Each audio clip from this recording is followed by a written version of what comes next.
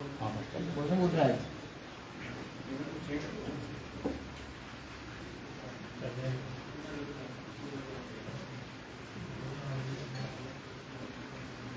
सुंदरबनी में बीजेपी के कुछ कार्यकर्ता है जो अपने पद से इस्तीफा दे रहे हैं, क्या कहेंगे इसको लेकर?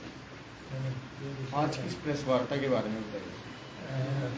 सबसे पहले मैं सभी मीडिया कर्मियों का धन्यवाद करूंगा कि जो अपना कीमती समय निकालकर इस बारिश में यहाँ आए, और दूसरा मैं धन्यवाद करूंगा अपने बीजेपी के कार्यकर्ताओं का, जो कि बीजेपी के बहुत ही कर्मठ कार्यकर्ता हैं, जिन्होंने पिछले कई सालों से बीजेपी में तन मन और धन से पार्टी की सेवा कर रहे हैं।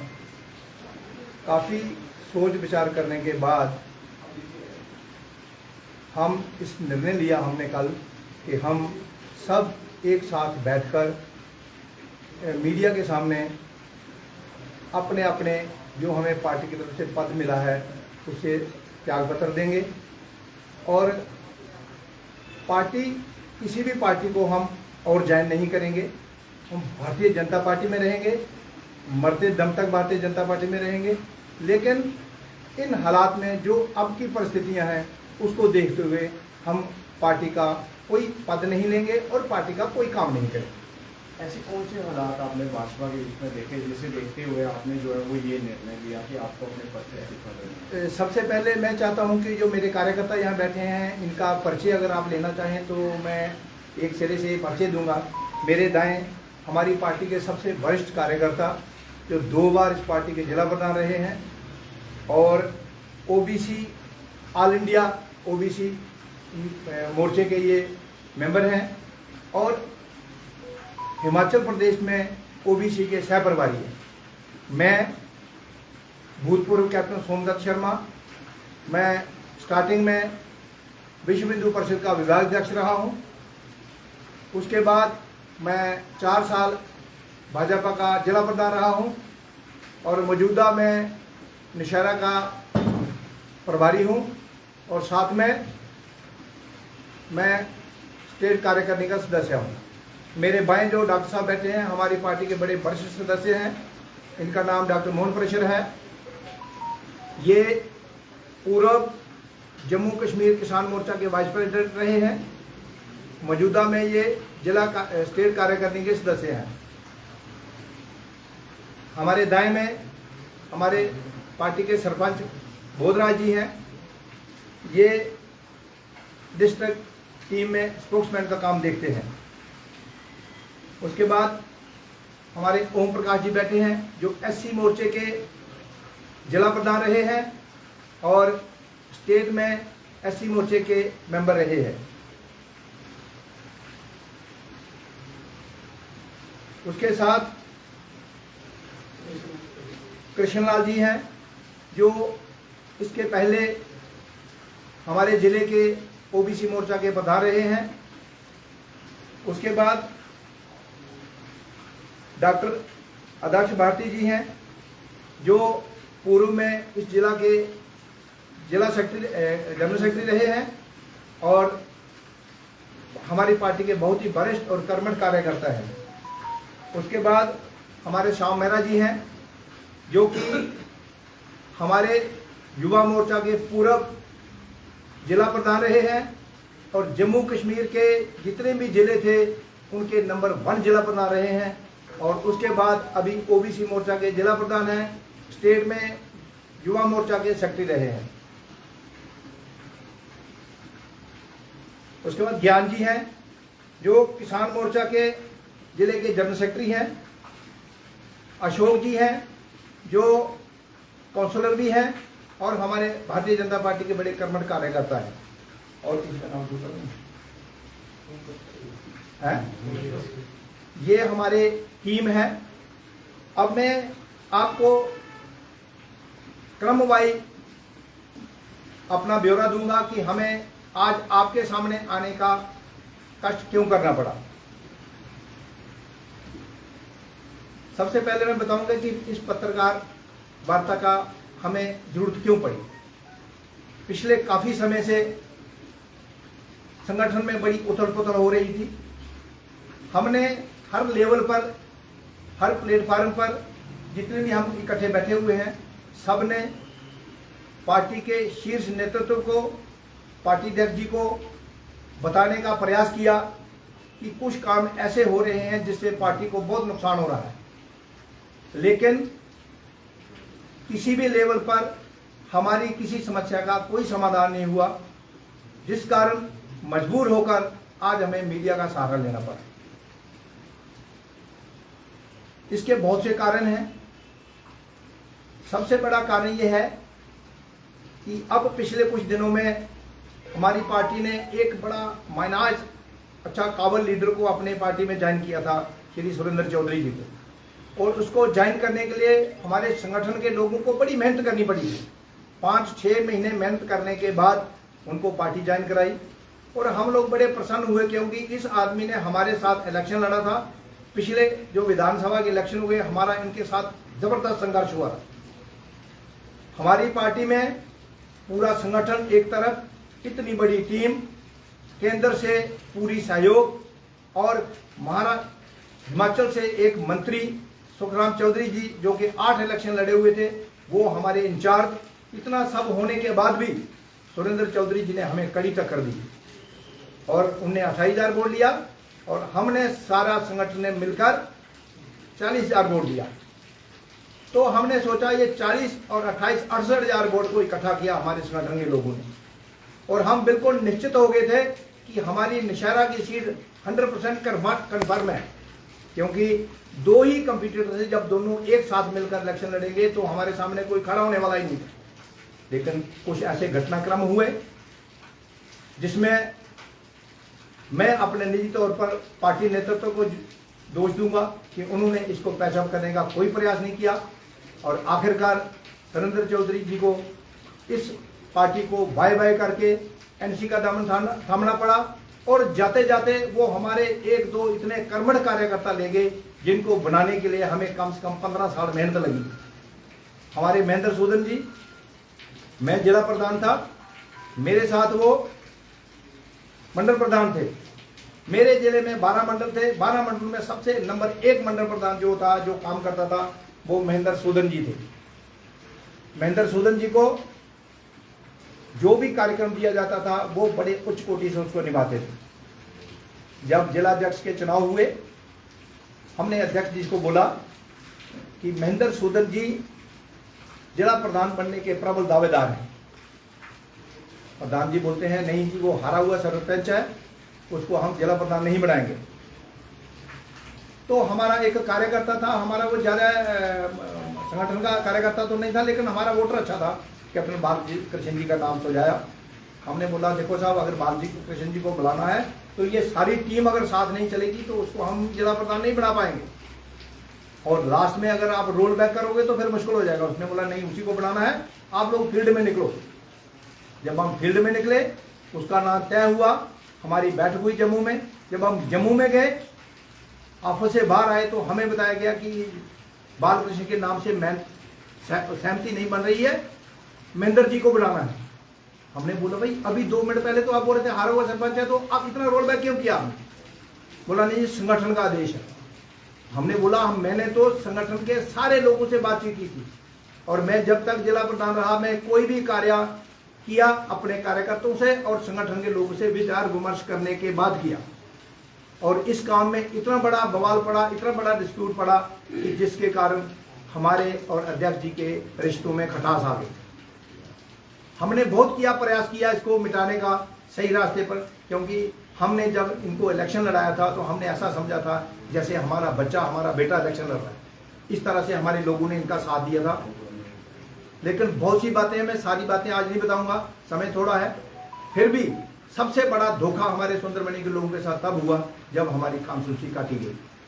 शुभ प्रभात में सुबह के समाचार आए, उसमें सुंदरमणि का नाम था, लेकिन जब कामसूची बनने की बारी आई, जबकि सबसे पावरफुल रैंक और सबसे पावरफुल चेयर पर हमारे अध्यक्ष जी बैठे हुए थे, और उनको सुंदरमणि के लोगों ने ही जिताया था।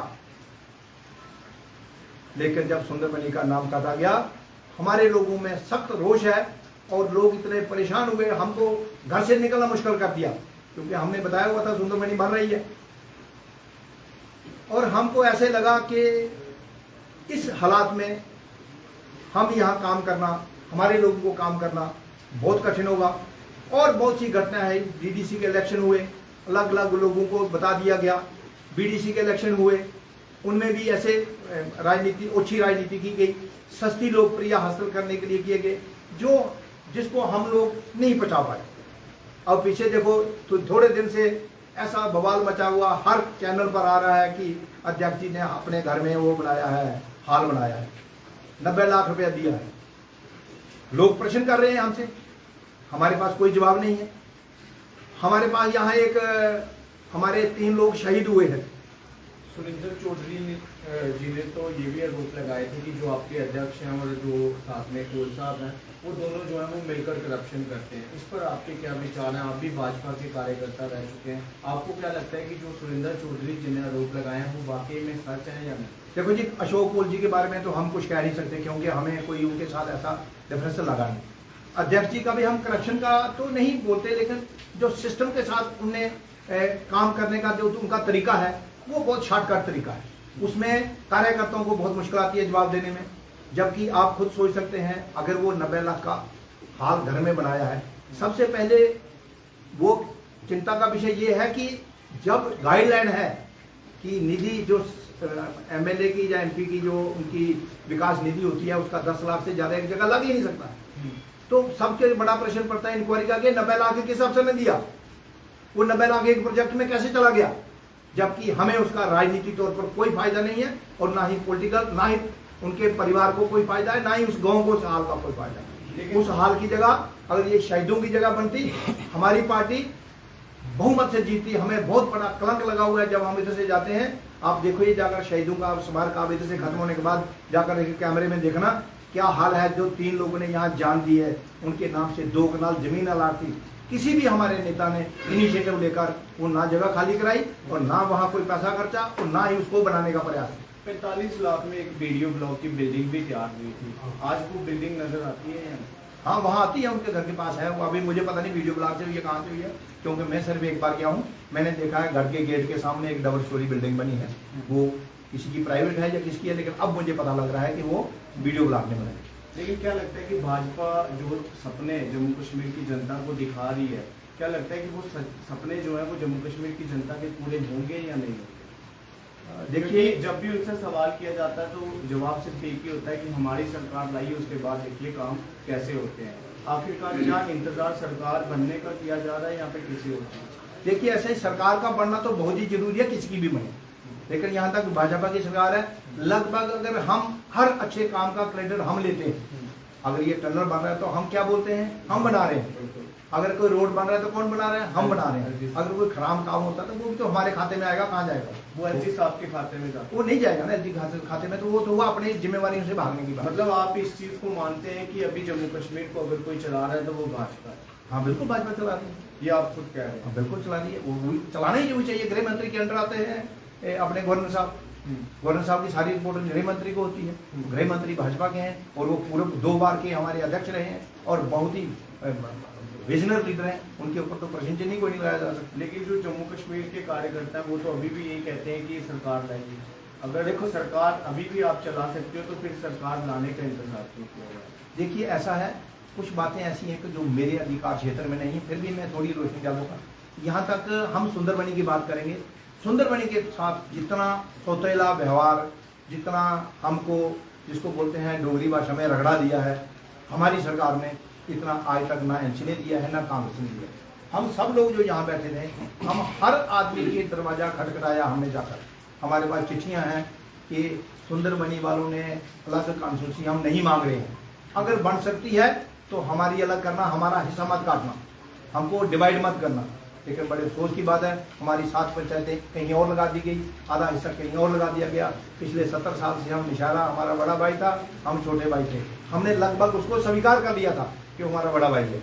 लेकिन अब हमारे पास हमारी म्यूनसिपल कमेटी कई सालों से बनी हुई है। वजीर कमीशन ने सुंदरबनी को विधानसभा देने का रिकमेंड किया था, और कौन सा कमीशन है, बलोरिया कमीशन जो बैठा था, उसने भी सुंदरबनी को रिकमेंड किया कि सुंदरबनी को कंस्टिट्यूशन का दर्जा दिया जाए।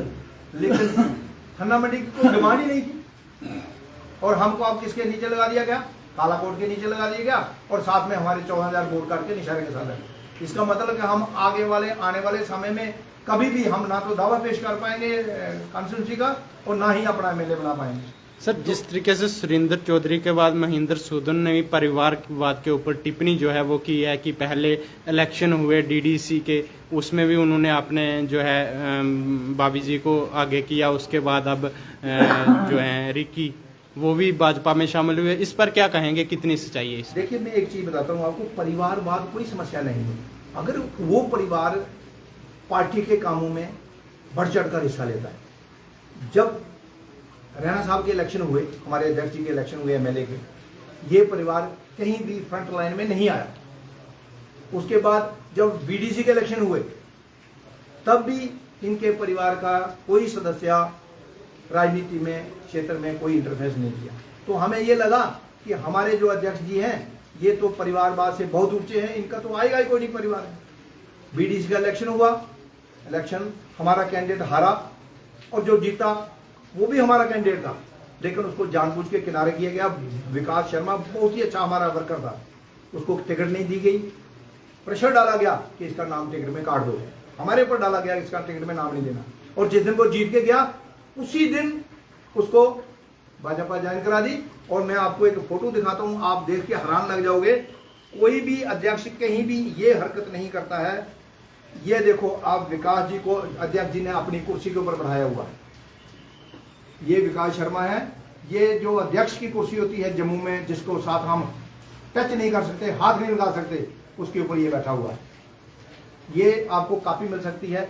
फिर उसको जब अपने साथ मिलाया, और बाद में जब उसने थोड़ा सा इनके परिवार के खिलाफ बयानबाजी देनी शुरू की, वो जो क्रशर लगे थे उनके बारे में शुरू किया, और 2 दिन के अंदर इसको सस्पेंड करा दिया।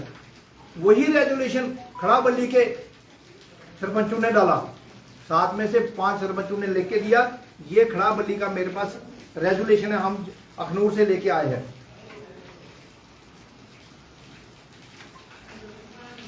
ये देखो, ये 5 सरपंचों ने साइन करके दिया, ये आज तक पेंडिंग है। ये यानी लंबेडी वाले पर 2 दिन के अंदर एक्शन हो गया, क्यों कि उसमें परिवार को परेशानी हो रही है। और जो खड़ाबली वाला था वो आज 2 साल हो गया, वो फाइल कभी डीसी साहब के दफ्तर चली जाती है कभी, और इसको रात को खाली करा के रात को ताला लगाया गया। तो ये जो दोहरी राजनीति है, इससे हम लोग बड़े परेशान थे। सर, सुरेंद्र चौधरी के द्वारा भी ये करप्शन को लेकर एक बड़ा प्रहार जो भारतीय जनता पार्टी पर किया गया, क्या कहेंगे इसको लेकर, कितनी सच्चाई है? देखो, करप्शन की जहाँ तक बात है, देखो हर लोग, हर राजनीतिक परिवार तरक्की करते हैं जब राजनीति में आते हैं, लेकिन उनके साथ कार्यकर्ता भी तरक्की करते हैं। ये तो प्रश्न चिन्ह का विषय है कि जो उनके परिवार के, उनके चचेरे भाई हैं, वो इनके राजनीति आने से पहले बिल्कुल जैसे हम लोग सामान्य लोग ऐसे लोग थे। आज वो यहाँ के सबसे बड़े कॉन्ट्रैक्टर हैं, सबसे अमीर आदमी हैं, सबसे ज़्यादा गाड़ियाँ उनके पास। हम नहीं बोलते उन्हें करप्शन ने कमाई, लेकिन राजनीति का सहारा लेकर ही वो यहाँ पहुंचे हैं। जबकि हमारे ये पीछे बैठे हैं बहुत से लोग हैं जिनके पास ठेकेदारी का लाइसेंस है, एक ही भी आदमी तरक्की नहीं कर पाया। जबकि काम किसने किया, वहां तक पहुंचाने में इन लोगों ने किया। लेकिन जब तरक्की करने की बारी आई, ये लोग सबके सब पृष्ठभूमि में हैं। बहुत से ठेकेदार हैं जो आज तक रो रहे हैं, जिनके पैसे पेमेंट नहीं पूरी हो रही है। सर, आप क्यों मतलब कि भाजपा का दामन छोड़ना चाहते हैं? मैं भाजपा का दामन नहीं छोड़ रहा हूँ, मैं जब तक ये सिस्टम इनके साथ है मैं नहीं छोड़ रहा हूँ। ये हमारे सारे साथी हैं। आप अपने पद से पद से इस्तीफा दे रहे हैं। हम प्रथमा मेंबरशिप रहेंगे, किसी पार्टी को हम ज्वाइन नहीं करेंगे, भाजपा में रहेंगे, और ये सभी लोग भाजपा में रहेंगे। आप इसके बाद एक एक आदमी से बाइट ले सकते हो, पूछ सकते हो उनसे। सर, ये एक आखिरी सवाल है, नशा मुक्त भारत के अभियान कैंप भी लगाए जाते हैं, हर चीज होती है। आपने खोड़ के अंदर भी देखा होगा, कल रात को एक वाइन शॉप खोली गई। आप कहते हैं कि भाजपा की इनडायरेक्टली सरकार है, तो आखिर ये वाइन शॉपें फिर कौन खोल रहा है, हेजिटेशन कौन खोल रहा है? लोगों को मारा जा रहा है, स्कूल के 5 मीटर पर दुकानें जो शराब की खुल रही हैं, और इसमें कुछ भाजपा के नेता भी हैं जिनके नाम पे दुकानें हैं। मैं बिल्कुल सहमत हूँ, ऐसा हुआ। मैं आपको एक वाक्य बताता हूँ। ये हमारे कैप्टन रमेश जी हैं, बड़े बड़े कार्यकर्ता है हमारे, बहुत मेहनत किया, क्योंकि मैं उस टाइम कुछ भी नहीं था। ये हमारे इलेक्शन के इंचार्ज थे, मैं इनकी गाड़ी में घूमता था। ये पूरी रात इन लोगों ने काम किया है। ये एक आदमी को लेकर आए हमारे अध्यक्ष के पास, डाल बंगले में हम बैठे थे, मैं साथ बैठा था। उसकी वाइन शॉप में कुछ टेक्निकल प्रॉब्लम होने की वजह से उसकी वाइन शॉप बंद हो गई। तो कैप्टन साहब ने मेरे को बोला, आप बोले मैं नहीं बोलूंगा, ये बांधे हुए है नहीं किसी की, तो आप बोलो। इनने बोला साहब इसकी वाइन शॉप है, इसका 3 लाख रुपए का नुकसान हुआ है, इसकी वाइन शॉप खोलने दो। उसने बोला कैप्टन साहब मेरा खून ले लो, निकालो सिरिंज, मेरा खून ले लो, मेरी किडनी ले लो, लेकिन मैं वाइन शॉप नहीं खोलने दूंगा। हमें आज सबसे बड़ा अफसोस कब आया, जितनी भी वाइन शॉपें खुली हैं उसमें जितनी भी इधर खुली हैं, मैंने उसका मैं प्रूफ नहीं दे सकता हूँ क्योंकि मैं कोई अफसर तो नहीं, मुझे कोई डॉक्यूमेंट देगा नहीं, लेकिन ये एलिगेशन है कि जितनी भी वाइन शॉपें खुली हैं सब में इनके परिवार का हिस्सा है। और इनका भाई जो यहाँ SSB में, वो जब यहाँ रहता था, वो जो वाइन शॉप वाला बंदा उसी की गाड़ी में घूमता था, उसी के पास रहता था। तो वाइन शॉप अगर कार्यकर्ता खोले तो बहुत खराब है। तो आपको क्या लगता है कि अभी भाजपा कार्यालय में क्या मनमानी चलती है? बिल्कुल मनमानी चलती है। किसकी चलती है आपको? देखो जी, किसकी चलती है? जो सबसे बड़ा होता है उसी की चलती है। घर में अगर बाप बड़ा है तो बाप की चलेगी। आप ये खुद सोचो कि हमारा जो कार्य पद्धति है, हम किस लिए आज परेशान हैं? हम तो बड़े अनुशासन वाले बंदे हैं, हम तो ऐसी बात करते नहीं है, लेकिन परेशान किस कारण हुए? हमारी जो कार्य पद्धति करने की, हम सबसे पहले क्या करते हैं, बूथ के ऊपर एक टीम भेजते हैं जिले से, जो बूथ प्रेसिडेंट चुनती है। फिर बूथ प्रेसिडेंट सब मिलके बैठते हैं, साथ में डिस्ट्रिक्ट की कोर कमेटी बैठती है और मंडल अध्यक्ष चुनते हैं, ब्लॉक प्रेसिडेंट चुनते हैं। सब ब्लॉक प्रेसिडेंट और जिले की कोर कमेटी बैठ के और संगठन के लोग आते हैं और विचार विमर्श करने के बाद जिला अध्यक्ष चुना जाता है। चुना वही जाता है जिसको संगठन की मजबूरी होती है, लेकिन जिला अध्यक्ष चुनते हैं और जिला अध्यक्ष मिलके प्रदेश अध्यक्ष चुनते हैं। पिछले 3 साल से 2 साल से हम देख रहे हैं, इस पूरी जो भाजपा जी ने जो बनाया हुआ ये प्रोटोकॉल था, उसकी धज्जियां उड़ा दी गई। दफ्तर में बैठ के चिट्ठी निकाली जाती है कि appointed as a mandal pradhan, appointed as a zila pradhan. ये हमने देखा नहीं था, हमें बहुत अफसोस हुआ। हमने संगठन के बीच में ये सवाल उठाया, यार जिसको बनाना है बनाओ, लेकिन उधर से एक टीम पे जो जैसे प्रभारी पहले आते थे, पूरे कार्यकर्ताओं को बिठाते थे, उनको पूछते थे कि आपको ये जिला प्रधान है। हमको ये बोला जाता था संगठन का ये आदेश है, आपने इसका समर्थन करना है। हम संगठन के लोग हम पक्का हाथ खड़ा करते थे, लेकिन पूछा ही नहीं गया।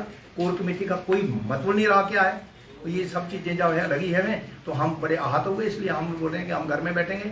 अभी हम और किसी पार्टी में तो जाएंगे नहीं, लेकिन घर में बैठेंगे। हाँ, जब कहीं नेतृत्व परिवर्तन होगा, नई टीमें बनेगी, अगर हमारी जरूरत होगी तो हम फिर जब तक। लेकिन कैप्टन साहब, अगर इस वक्त आपको देखिए, जो भाजपा की कमियां थी वो तो आपने सभी गिनवा दी, लेकिन अगर इस वक्त आपको अशोक पोल साहब या फिर भाजपा अध्यक्ष रविंद्र रैना जी देख रहे होंगे, क्या एक अपील जो है वो उनसे आप करना चाहेंगे? मैं उनसे एक ही क्योंकि परिवार के मुखिया हैं वो, तो मुखिया ही परिवार को मैं चलाएंगे। उनसे एक ही अपील करना चाहूंगा कि जो चीज प्रैक्टिकल नहीं हो सकती है उसके विषय में लोगों को नहीं बोलना चाहिए।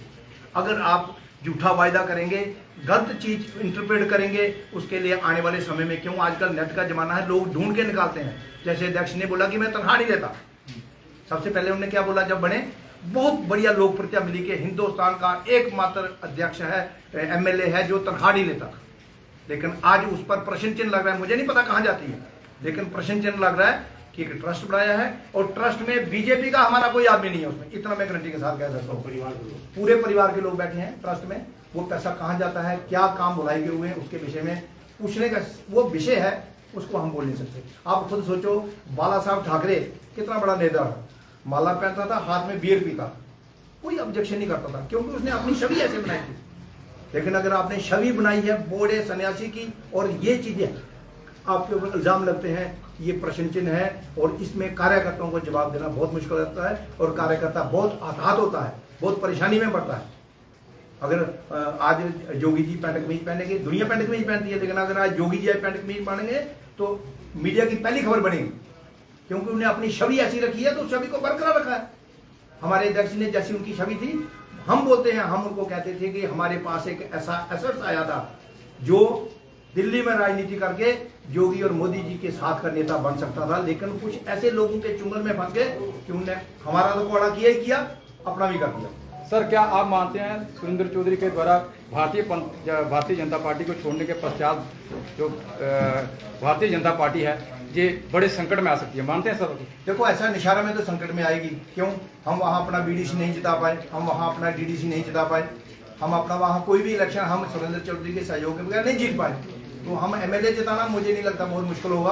और सुरेंद्र चौधरी जी लोगों के साथ जुड़े हुए लीडर हैं हमारी पार्टी को। मैं तो बोलता हूँ एक अगर बूथ प्रेसिडेंट बूथ छोड़ता है हमारी पार्टी से निकलता है, हम उसको 2 साल 3 साल तक कवर नहीं कर सकते। ये तो बहुत बड़े लीडर छोड़ रहे हैं, महेंद्र सिंह जैसे छोड़ रहे हैं, ये छोड़ रहे हैं, तो पार्टी को नुकसान तो होगा, इसमें तो सामने नजर आएगा। शुक्रिया। धन्यवाद।